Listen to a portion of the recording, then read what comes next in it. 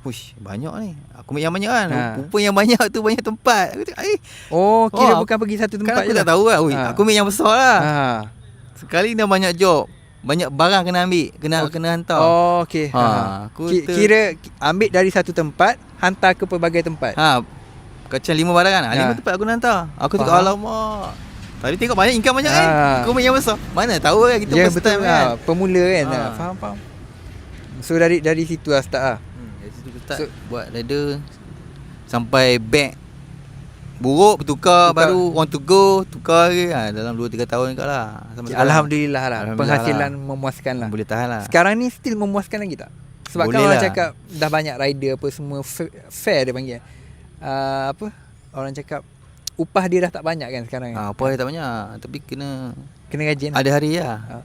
Dia rajin tak rajin pun tengok job lah. Kadang satu hari dia kurang. Okey. Kalau kau rajin pun, kalau job tak ada kau sidai juga.